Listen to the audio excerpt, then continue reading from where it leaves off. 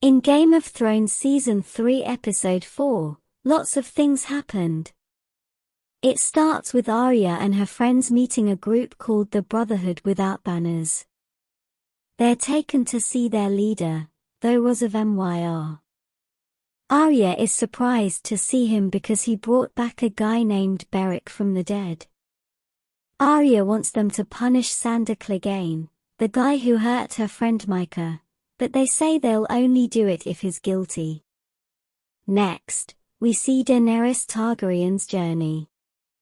She's in Astapor, a city with a lot of slaves.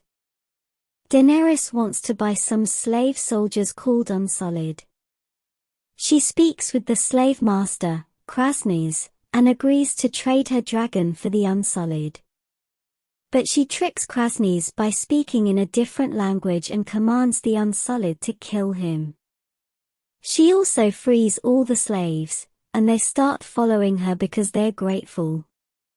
The remaining Night's Watchmen at Craster's Keep fight their host because they are starving. In the struggle, Craster and Mormorn are killed, and Sam departs with Gilly and her infant boy.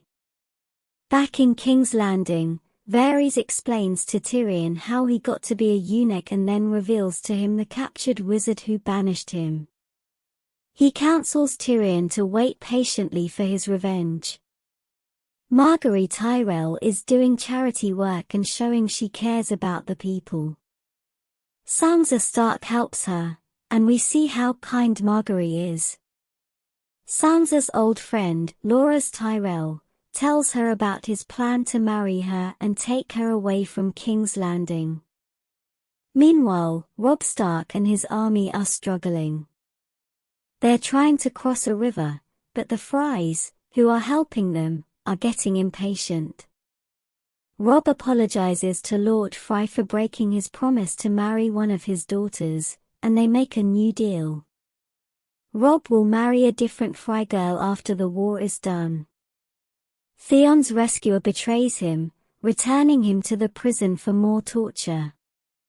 On the Iron Islands, Balon Greyjoy is mad at his son Theon for losing Winterfell. Balon wants to focus on raiding the north, but Theon wants to prove himself by taking back Winterfell.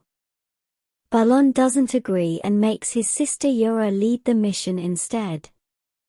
Lastly, Jon Snow is with the wildlings. He's still pretending to be loyal to them so he can gather information. He talks with a girl named Ygritte, and they get close. Jon also meets the king beyond the wall, Mance Rayder, who tells him about his plan to march on the wall.